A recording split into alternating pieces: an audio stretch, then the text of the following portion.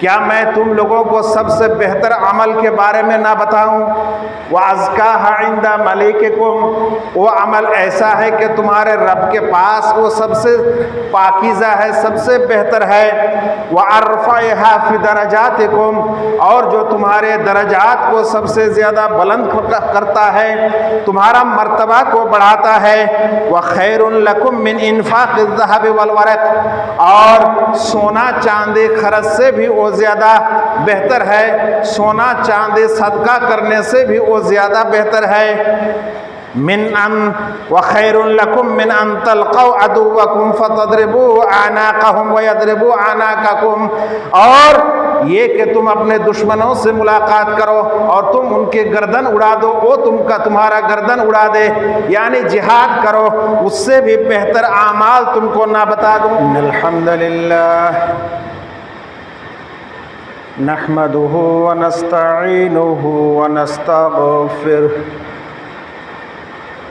ونعوذ بالله من شرور أنفسنا ومن سيئات أعمالنا، من يهده الله فلا مضل له ومن يضلله فلا هادي له،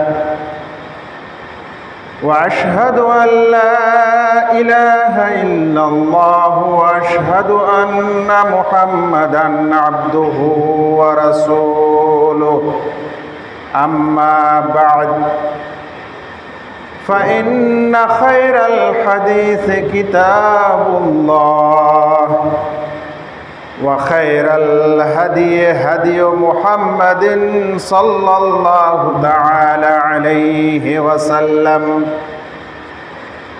وشر الأمور محدثاتها وكل محدثة بدعة وكل بدعة ضلالة وكل ضلالة في النار۔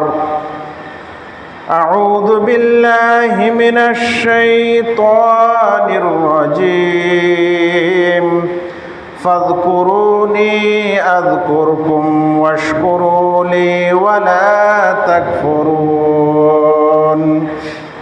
وقال أيضا: يا أيها الذين آمنوا اذكروا الله ذكرا كثيرا وسبحوه بكرة وأصيلا، هو الذي يصلي عليكم وملائكته ليخرجكم من الظلمات إلى النور، وكان بالمؤمنين رحيما۔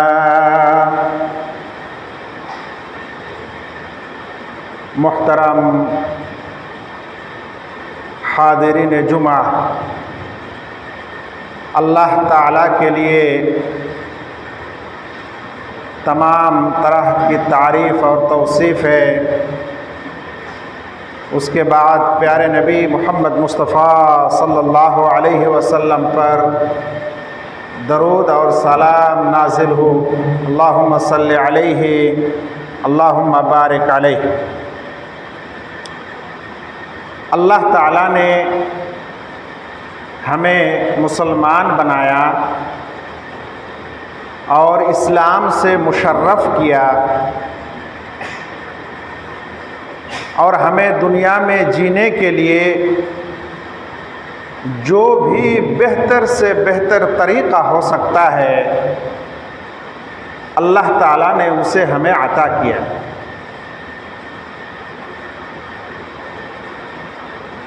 اور صرف اتنا نہیں بلکہ اس دنیا میں ایک قوم اور رہتی اور بستی ہے جسے ہم اپنی آنکھوں سے دیکھ نہیں پاتے، لیکن وہ ہمیں دیکھتا ہے، وہ قوم ہمیں دیکھتی ہے، اور وہ جنات ہے، شیاطین ہیں۔ یہ جنات اور شیاطین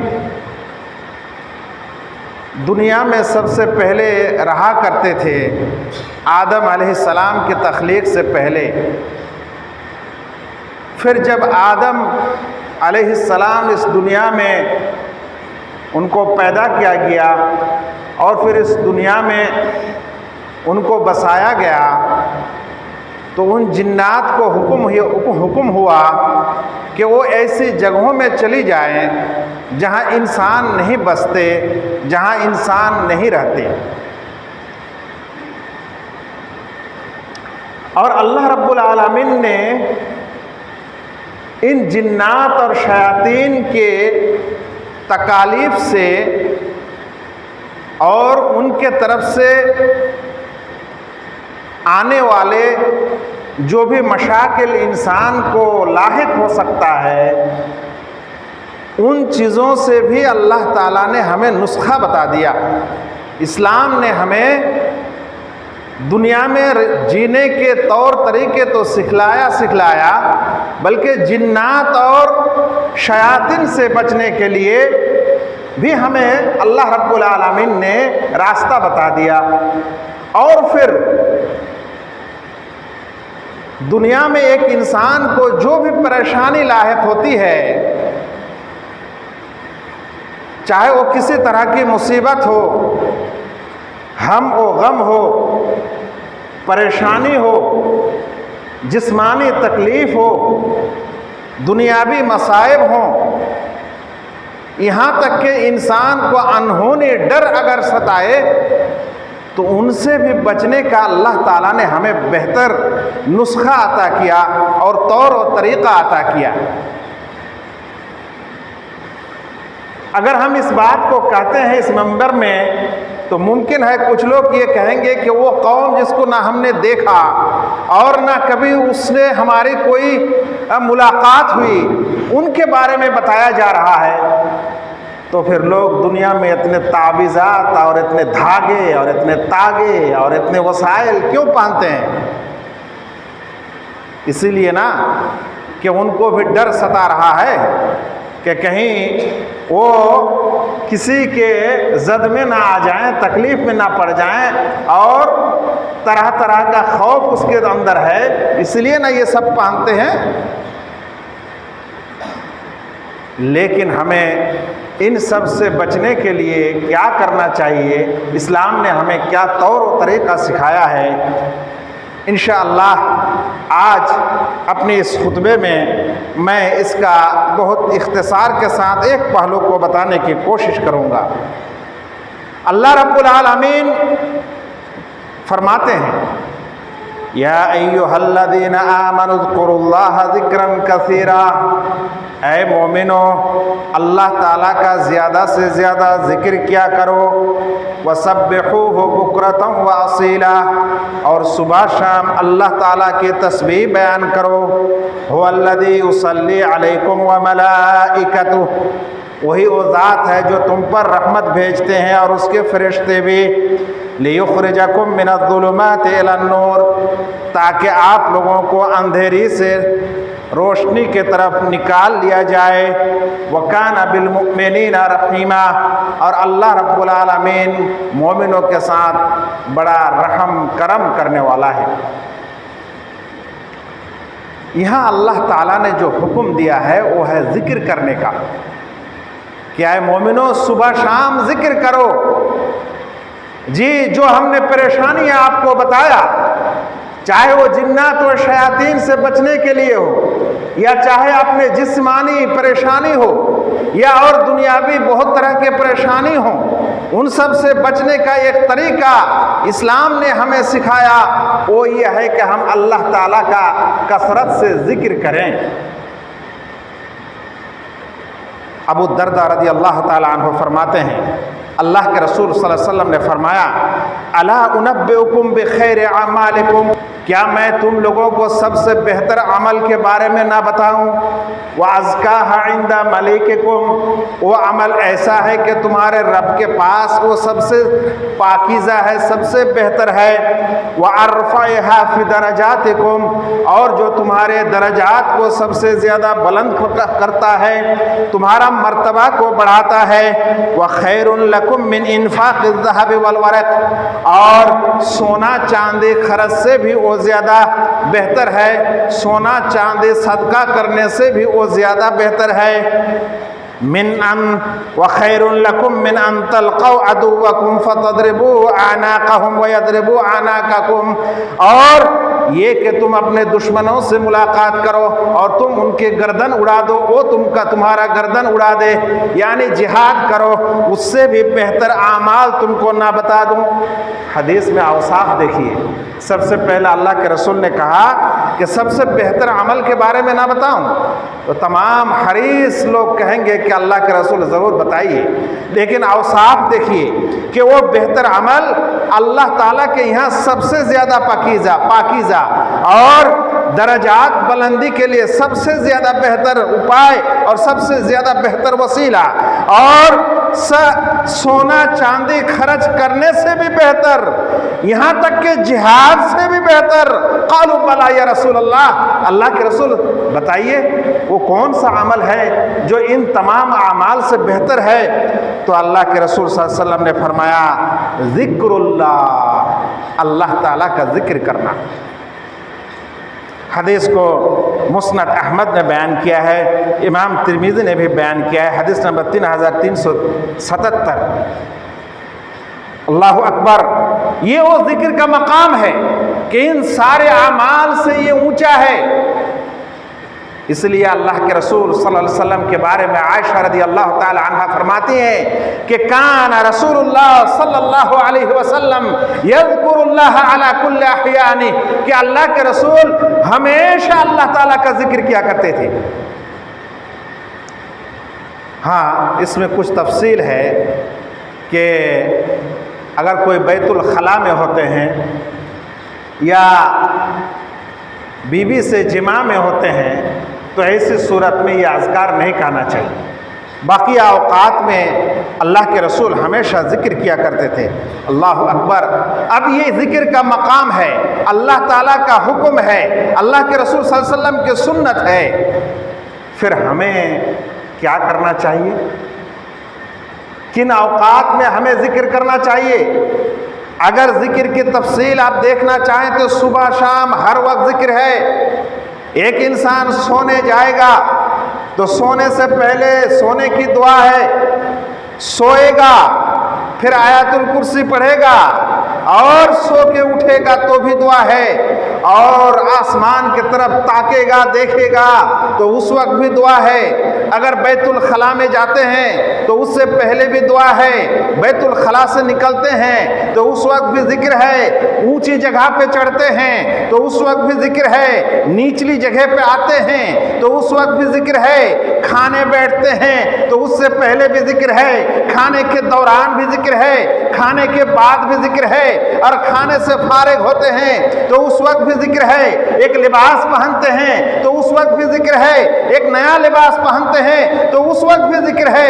इस तरह से आप जिंदगी के हर शोबे में हर वक्त कोई ना कोई जिक्र अल्लाह के रसूल सल्लल्लाहु अलैहि वसल्लम हमें ज़रूर फरमा दिया है, अता किया है। अब इन अज़कार को अगर एक इंसान अपनी ज़िंदगी में बसा लेते हैं और उस पर अमल करने लग जाते हैं तो ये उसके लिए हिस्न हसीन है। हिस्न हसीन का मतलब एक मजबूत किला है, जिस किला को कोई ढा नहीं सकता, कोई तोड़ नहीं सकता, कोई फूट नहीं सकता, और इसके अंदर कोई गोली भी नहीं लग सकती। इसलिए दुनिया में रहने और बसने के लिए और शयातुनुल इंस और जिन्स के तकालीफ से दूर रहने के लिए इन सारे मकामात का जिक्र हमें करना पड़ेगा। लेकिन अफसोस का मकाम ये है कि हमें जिक्र और दुआ करना नहीं आता। इसलिए हम एक मौलाना के सामने जाते हैं, थोड़ा सा दुआ कर दीजिए तो थोड़ा फूँ दे दीजिए, तो एक धागा लेके कि इस पे फूँ मारिए, एक ताबीज़ लेके कि इसको लिख दीजिए, और कभी अपने गर्दन में लटकाते हैं, कभी हाथों में, कभी कमरों में, यहाँ तक कि जब इंसान इन चीज़ों से फारिग हो जाता है तो मैं तो देखता हूँ हमारे मदरसा में चरने वाली बकरियों के गले में भी ताबीज़ात और कितने सारे धागे, यहाँ तक के नारियल का वो छिलका भी बकरियों के कंधे पे मैं देखता हूँ। یہ سب کیا ہوتا ہے؟ ہمیں کرنا کیا چاہیے؟ لوگ کر کیا رہے ہیں؟ سنیے، امام شیخ سعدی رحمہ اللہ نے فرمایا کہ اذکار تو بہت ہے، لیکن اقل ما ينبغي لكل مسلم ان يذكر، سب سے کم تر ذکر و اذکار جسے ایک انسان کو کرنا چاہیے، ایک مسلم کو کرنا چاہیے، کم تر رتبے والا، سب سے کم از کم جتنا ذکر ہمیں ہر ایک مسلمانوں کو کرنا چاہیے، وہ 3 اوقات میں خاص کر کے کرنا چاہیے۔ میں کم از کم کو لے کے چلنا چاہتا ہوں، خطبہ اجازت نہیں دے گا کہ ہم تمام باتوں کو کر سکیں، اس لیے ایک انسان کو، ایک مومن کو دنیا کے تمام پریشانی تکالیف، یہاں تک کہ شیاطین الانس کے، شیاطین الجن کے جو کچھ شیاطین ہوتے ہیں، ان تمام سے بچنے کے لیے، یہاں تک کہ مرض وغیرہ سے بچنے کے لیے بھی انسان کو کم از کم ان 3 اوقات میں ذکر اذکار ضرور کرنا چاہیے۔ یہ 3 اوقات کیا ہیں؟ 1 نمبر اذکار الصباح والمساء، صبح اور شام، جسے اللہ تعالیٰ نے فرمایا وَسَبِّحُوهُ بُكْرَةً وَأَصِيلًا، صبح شام کے اذکار 1 نمبر۔ دوسرے نمبر پہ ادبار الصلوات الخمس، جو اذکار 5 اوقات نماز کے بعد کی جاتی ہے، بمعنی سلام پھرنے کے بعد جو ذکر و اذکار کیے جاتے ہیں۔ اور تیسرے نمبر پہ ہے جب انسان کو بیماری لاحق ہو، یا اس طرح سے انہیں شیاطین یا پھر جنات کا کوئی چکر ہو، تو ایسی صورت میں اس انسان کو ان کم از کم اپنی زندگی میں ان 3 اوقات میں ذکر و اذکار لازم پکڑنا چاہیے۔ لیکن جو نماز ہی نہیں پڑھتا، وہ صبح شام ذکر کیسے کرے گا؟ جو نماز ہی نہیں پڑھتا تو 5 اوقات کے بعد وہ ذکر کب کرے گا؟ جو نماز ہی نہیں پڑھتا تو اسے دعا کیسے یاد ہوگی، اور بیماری کے وقت وہ خود کیسے دعا پڑھے گا، اور اپنے بچوں پر بھی کیسے دعا کرے گا؟ اور کوئی انسان اگر ان چیزوں کی تعلیم نہیں لے گا، درس نہیں لے گا، نہیں سیکھے گا، نہیں یاد کرے گا، اور اپنے آپ کو بڑا اپ ٹو ڈیٹ اور اس دنیا کا مہذب انسان سمجھے گا، بچوں کو تمام کے تمام کسی نہ کسی مشنری میں یا اور کہیں پڑھائیں گے، مکتب میں بھی نہیں بھیجیں گے، مسجد میں بھی نہیں بھیجیں گے، مدرسہ میں بھی نہیں پڑھائیں گے، خود بھی نہیں جانتے ہیں، آپ بھی اپنے گھر میں نہیں پڑھا پائیں گے، تو ایسی صورت میں مسلم قوم کو بھوت نہیں پکڑے گی تو کیا پکڑے گی؟ جنات نہیں پکڑے گا تو کون پکڑے گا ان کو؟ سنیے، میں دھیرے دھیرے آپ لوگوں کو صبح شام کے کچھ خاص اذکار بتاتے چلوں تاکہ آپ اور ہم ان سب سے مستفید ہو سکیں۔ سنیے، صبح شام کے اذکار ہی اتنے ہیں کہ انسان ایک خطبہ نہیں کئی خطبہ اس پہ لگا سکتا ہے۔ مختصراً کچھ دعا سن لیجئے۔ مسند احمد میں اللہ کے رسول صلی اللہ علیہ وسلم فرماتے ہیں ما من عبد مسلم یقول حین یصبح وحین یمسی 3 مرات، جب کوئی انسان صبح کرتا ہے یا شام کرتا ہے اور 3 بار یہ دعا پڑھتا ہے رضیت باللہ ربا وبالاسلام دینا وبمحمد صلی اللہ علیہ وسلم نبیا، بہت بہتر اور بہت ہی محبوب دعا، رضیت باللہ ربا، اے اللہ میں آپ کو رب مان کر بڑا خوش ہوں، اور میں اسلام کو میرا دین مان کر بڑا خوش ہوں، اور میں محمد صلی اللہ علیہ وسلم کو اپنا نبی مان کر بڑا خوش ہوں۔ اے اللہ، یہ 3 جملہ اگر کوئی انسان صبح شام کہتا ہے تو اللہ کے رسول صلی اللہ علیہ وسلم فرماتے ہیں الا کان حقا علی اللہ ان یرضیہ یوم القیامہ، تو اللہ تعالیٰ پر اس کا حق ہو جاتا ہے کہ اللہ تعالیٰ انہیں قیامت کے دن ایسی نعمت عطا کرے کہ وہ بندہ خوش ہو جائے۔ اور روز قیامت میں خوش ہوں گے ایک انسان کن چیزوں سے؟ جب اسے کہا جائے کہ چلو تم کو جنت مل گئی۔ تو اگر کوئی انسان اس دعا کو صبح شام 3 بار پڑھتا ہے تو اللہ رب العالمین پر اس کا ایک حق ہو جاتا ہے کہ اللہ اسے روز قیامت میں خوش کر دے۔ اور ایک دعا جو ہمارے بچے صبح شام کرتے ہیں اس کا ذکر خاص کر کے کرنا چاہتا ہوں۔ سنیے اللہ کے رسول صلی اللہ علیہ وسلم نے فرمایا ما من عبد یقول فی صباح کل یوم و مساء کل لیلہ، کوئی بھی انسان ہر صبح یا ہر شام کو جب پڑھتا ہے بسم اللہ الذی لا یضر مع اسمہ شیء فی الارض ولا فی السماء وهو السمیع العلیم، یہ دعا ہر صبح اور ہر شام، صبح کرنے کے وقت شام کرنے کے وقت اگر کوئی انسان پڑھتا ہے 3 مرات 3 بار لم یضرہ شیء، تو کوئی چیز اس کو تکلیف نہیں دے سکے گی، کوئی چیز اسے تکلیف نہیں دے سکے گی، نہیں دے سکے گی، یہاں تک کہ سانپ بھی بچھو بھی اسے نہیں ڈس سکے اور دوسری پریشانی بھی لاحق نہیں ہوگی، جنات وغیرہ سے بھی وہ محفوظ رہیں گے، دنیاوی تکالیف اور پریشانی سے بھی محفوظ رکھیں گے۔ سنیے دوسری روایت میں اسی حدیث کے سلسلے میں آیا ہے کہ لم تصبہ فجأۃ بلا حتی یصبح، اگر کوئی انسان شام کو یہ دعا کر لیتا ہے تو صبح تک اسے کوئی اچانک حادثہ نہیں ہو سکتا، اچانک مصیبت اسے آ نہیں سکتی، اور اگر کوئی انسان صبح کو پڑھتے ہیں تو شام تک کوئی فجأۃ بلا، کوئی اچانک مصیبت اسے لاحق نہیں ہو سکتی۔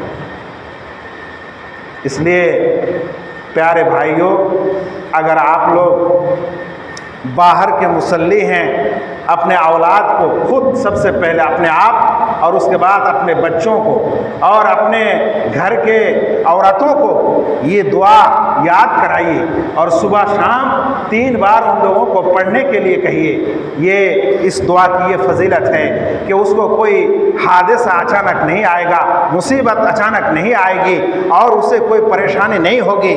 ہمارے مؤلفین میں سے اور ہمارے علماء میں سے ایک بڑا عالم ہے قرطبی رحمہ اللہ، وہ کہتے ہیں کہ ایک بار مجھے مدینہ میں ایک بچھو ڈنس لیا، تو یہ بچھو جب ڈسا تو میں پریشان ہو گیا اور اس کے بعد سوچنے لگا کہ میں نے ایسا کیا گناہ کیا یا کیا خطا کیا، کیا غلطی کی کہ آج مجھے یہ پریشانی لاحق ہوئی۔ وہ کہتے ہیں کہ میں سوچ سمجھ کر دیکھا کہ آج میں صبح کو یا شام کو یہ دعا نہیں پڑھا تھا، شاید یہی وجہ ہے کہ یہ مصیبت مجھے پہنچ گئی، جب تک میں پڑھا تب تک مجھے یہ مصیبت نہیں آئی تھی۔ اللہ اکبر۔ اس طرح کے بہت سارے دعا صبح شام آپ پڑھ سکتے ہیں، لیکن میں فقط 2 کو اس جمعہ کے خطبہ کے اختصار کے لیے لایا ہوں۔ اس کے بعد دوسرا دعا و اذکار کا وقت ہے جب انسان نماز ختم کرتے ہیں۔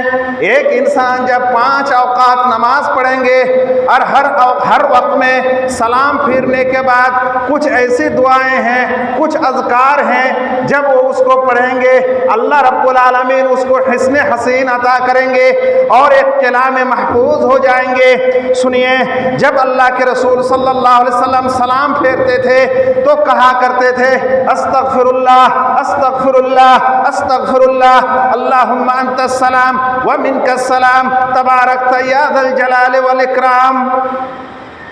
یہ آپ ضرور کہا کرتے تھے۔ اس کے بعد کبھی کبھی بلکہ اکثر اوقات میں آپ اپنے حجرے میں چلے جاتے اور وہاں جا کے بقیہ دعا و اذکار کیا کرتے تھے۔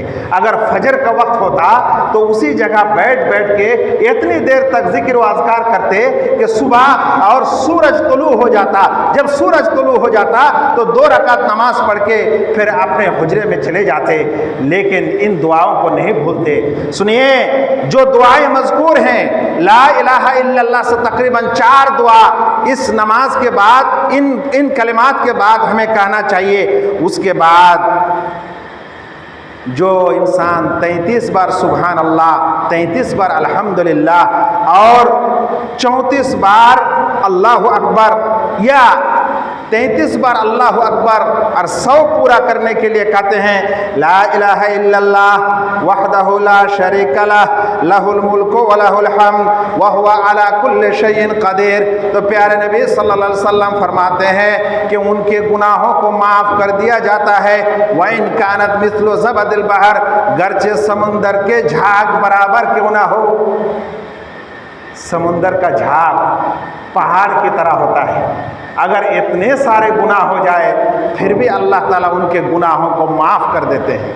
अल्लाह अकबर। और सुनिए, अल्लाह के रसूल सल्लल्लाहु अलैहि वसल्लम ने फरमाया कि फ़र्ज़ नमाज के बाद अगर कोई इंसान आयतुल कुर्सी पढ़ने की आदत डाल लेता है, आयतुल कुर्सी पढ़ते रहता है, तो अल्लाह के रसूल सल्लल्लाहु अलैहि वसल्लम ने फरमाया कि लम यमनअहु मिन दुखूलिल जन्नह इल्लल मौत, तो मौत के अलावा उसे जन्नत जाने से कोई रोक नहीं सकती।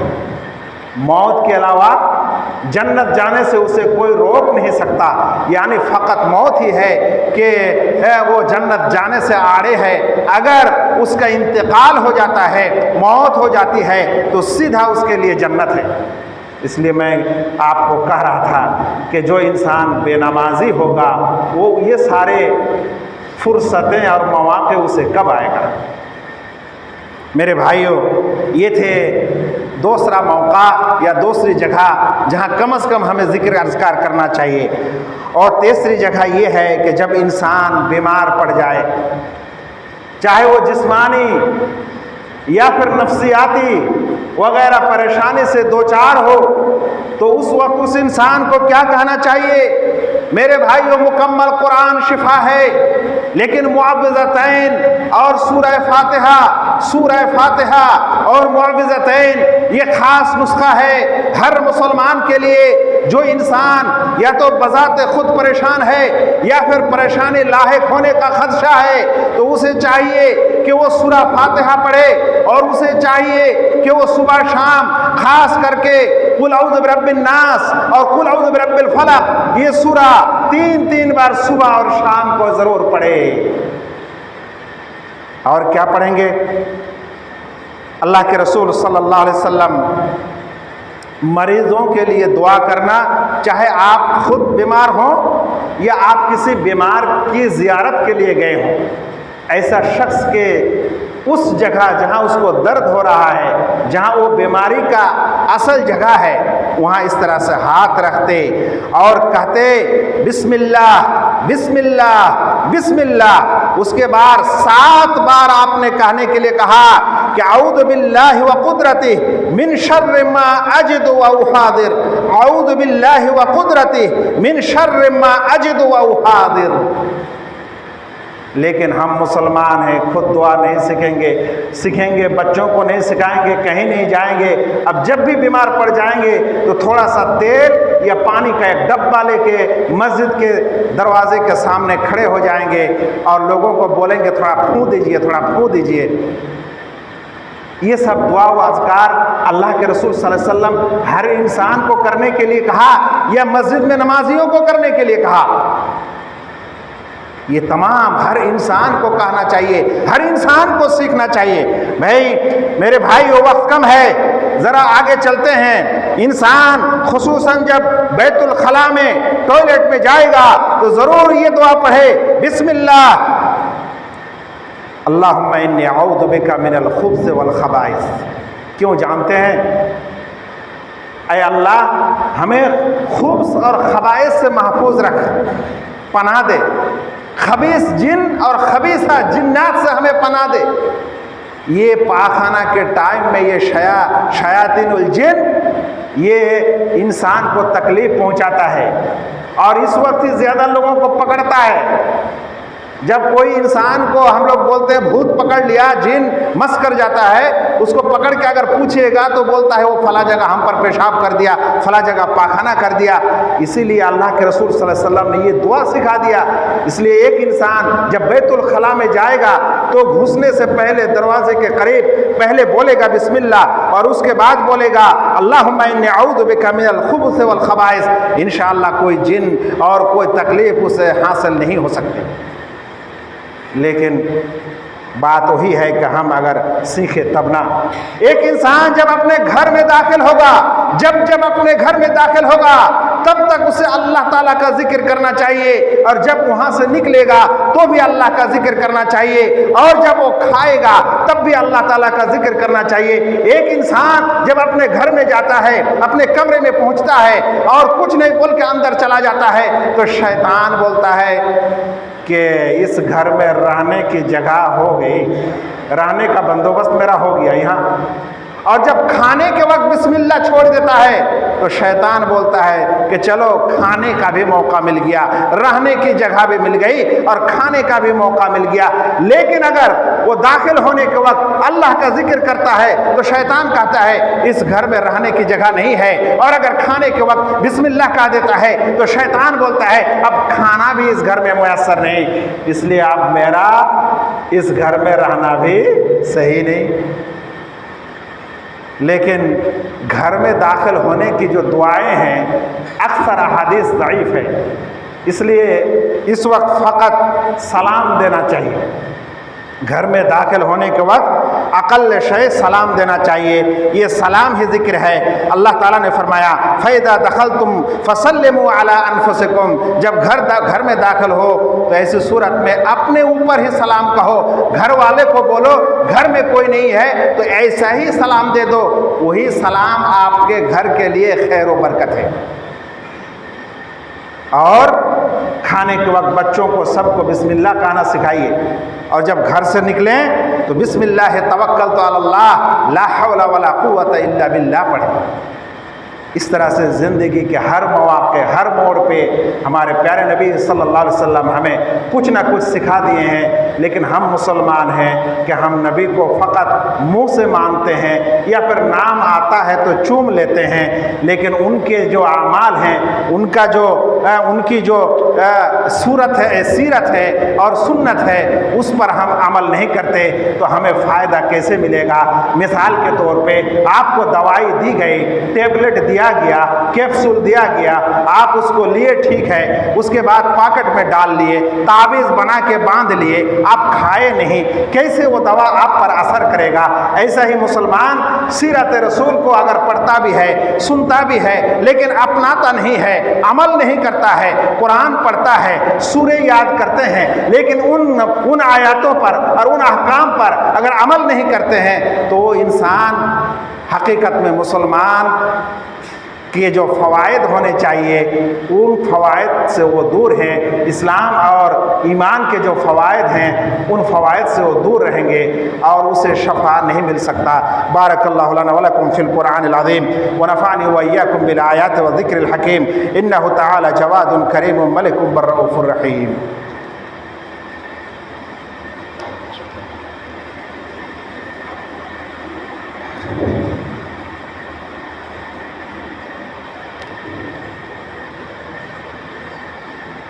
الحمد للہ کفا والصلاة والسلام علی من لا نبی بعدہ، اعوذ باللہ من الشیطان الرجیم، فاذکرونی اذکرکم واشکروا لی ولا تکفرون۔ اے بندو مجھے یاد کرو، میں تمہیں یاد کروں گا، میرا شکریہ ادا کرو اور کفر مت کرو۔ میرے بھائیوں، ان مواقع کے بعد میں ایک اور جگہ کی بات آپ کو بتا دینا مناسب سمجھتا ہوں کہ اس میں دعا کرنا کبھی نہ بھولیں۔ وہ ہے اذان کے وقت، جس وقت مؤذن اذان دیتے ہیں اور وہ مسجد جس مسجد میں آپ نماز پڑھتے ہیں، آپ کا قریبی مسجد ہے، اس مسجد سے اذان آتی ہے تو اس اذان کا جواب ضرور دیجیے گا۔ یہ ہے ایک ایسا عمل کہ اللہ کے رسول صلی اللہ علیہ وسلم نے فرمایا کہ ادھر مؤذن لا الہ الا اللہ بول کے اذان ختم کرتا ہے اور سننے والا بھی لا الہ الا اللہ بول کے جواب دیتا ہے، الا دخل الجنہ، تو انسان جنت چلا جاتا ہے۔ اور اس اذان کے بعد رسول صلی اللہ علیہ وسلم پر دعا درود ضرور پڑھیے گا، کیونکہ ایک بار درود پڑھتے ہیں تو اللہ تعالیٰ 10 بار رحمت بھیج دیتے ہیں۔ اور اس کے بعد اذان کی دعا بولنا مت بھولیے گا، کیونکہ اللہ کے رسول صلی اللہ علیہ وسلم نے اس دعا کو کرنے والے کے لیے، اللہ کے رسول صلی اللہ علیہ وسلم فرماتے ہیں جب کوئی انسان اذان کا جواب دیتا ہے، اس کے بعد درود پڑھتا ہے، اس کے بعد یہ اذان کی دعا کرتا ہے جس میں میرے لیے وسیلہ مانگا جاتا ہے، تو میں اس شخص کے لیے قیامت کے دن اس کے لیے شفاعت کرنا میرے اوپر واجب ہو جاتا ہے۔ رسول کی شفاعت چاہیے، اللہ کی رحمت چاہیے، جنت میں داخل ہونا چاہیے۔ تو ان اذکار کو اذان کے ساتھ ساتھ مت بھولیے میرے بھائیوں۔ آخر میں ایک نقطہ بتانا ضروری ہے، وہ نقطہ یہ ہے کہ ان اذکار کو کرنے کا طریقہ کیا ہے۔ سب سے پہلے ان اذکار کو سوچ بوجھ کے بمعنی اس کا معنی جانتے ہوئے بولنا چاہیے۔ ہم سبحان اللہ پڑھ رہے ہیں، اس کا معنی کیا ہے؟ کہیں ہم سنسکرت کا منتر تو نہیں پڑھ رہے ہیں، کہیں ہم انگلش کا یا وید کا کوئی شلوک تو نہیں پڑھ رہے ہیں کہ پڑھ تو رہے ہیں سمجھ نہیں رہے ہیں۔ ہم مسلمانوں کو ان اذکار کو کہنے کے وقت تدبر کرنا چاہیے، تعقل کرنا چاہیے اور اس کو سمجھنے کی کوشش کرنا چاہیے اور اس کا معنی سمجھ لینا چاہیے، اور ان اذکار کو آہستہ آہستہ کہنا چاہیے، زور زور سے نہیں کہنا چاہیے۔ اور ایک ادب یہ ہے کہ ان اذکار کو کہنے کے وقت ہاتھ اٹھا کے دعا نہیں مانگنا چاہیے، کیونکہ جن جگہوں میں اذکار اللہ کے رسول صلی اللہ علیہ وسلم سے مروی ہے ان اذکار کو کہتے ہوئے اللہ کے رسول ہاتھ نہیں اٹھاتے تھے، اس لیے ہاتھ اٹھا کے اس وقت نہیں مانگنا چاہیے۔ اسی طرح سے ان اذکار کو تنہا تنہا کہنا چاہیے، ان اذکار کو سب مل کے ایک ساتھ نہیں کہنا چاہیے۔ یہ آداب ہیں۔ ایک بار اور بتاتا ہوں کہ ان اذکار کا معنی وغیرہ جانتے ہوئے ہمیں بولنا چاہیے اور آہستہ آواز میں کہنا چاہیے۔ کہنے کے وقت ہاتھ اٹھانا نہیں چاہیے، نیز اکیلا اکیلا تنہا تنہا ان دعاؤں کو پڑھنا چاہیے۔ یہی حال ہے کہ اگر کچھ لوگ کچھ دعا اور ذکر پڑھتے بھی ہیں تو تمام لوگوں کو ساتھ کر لیتے ہیں، درود بھی پڑھتے ہیں تو سب ہل کے دل کے پڑھتے ہیں، لگتا ہے کہ سب مل کے درود پڑھنے کے لیے کہا گیا۔ ادھر اللہ کے رسول صلی اللہ علیہ وسلم اور ان کے صحابہ کرام اتنی مدت تک دنیا میں رہے، کبھی تمام مل کے کبھی درود نہیں پڑھے۔ تو درود پڑھیے اکیلا اکیلا ان آداب کے ساتھ جس کا مختصر ذکر ہوا۔ اللہ تعالیٰ سے دعا ہے کہ اللہ تعالیٰ ہم تمام مسلمانوں کو اسلام کے اس طرح کے آداب اور اخلاق کا خیال کرنے اور اس پر عمل کرنے کی توفیق عطا کرے، آمین۔ اور ان دعاؤں کو اپنی زندگی میں ڈھالنے کی توفیق عطا کرے، آمین۔ اور دنیا کے شیاطین الانس اور جنات سے اللہ تعالی ہمیں محفوظ رکھے، آمین۔ اور جو باہر سے ہمارے بھائی تشریف لاتے ہیں ان سے گزارش ہے کہ وہ ان دعاؤں کی کوئی کتاب لیں اپنی اپنی زبان میں اور اس کو یاد کریں، اپنے بچوں کو کرائیں، اپنے عورتوں کو کرائیں اور اپنے گھر میں خیر آباد کیجیے، ورنہ اس گھر میں شیطان آ جائے گا۔ جس گھر میں آپ ذکر نہیں کریں گے اس گھر میں شیطان آپ کے ساتھ کھانا کھائے گا، جس کھانے کے وقت آپ ذکر نہیں کریں گے۔ اللہ تعالیٰ ہمیں اسلام کی ان خوبیوں کو، محاسن کو اور اچھائی کو اور جینے کے ان طور و طریقے کو حقیقت میں محبت کے ساتھ عمل کرنے کی توفیق عطا کرے، آمین۔ اللهم صل على محمد وعلى آل محمد كما صليت على إبراهيم وعلى آل إبراهيم إنك حميد مجيد اللهم بارك على محمد وعلى آل محمد كما باركت على إبراهيم وعلى آل إبراهيم إنك حميد مجيد عباد الله إن الله يأمركم بالعدل والإحسان وإيتاء ذي القربى وينهى عن الفحشاء والمنكر والبغي يعظكم لعلكم تذكرون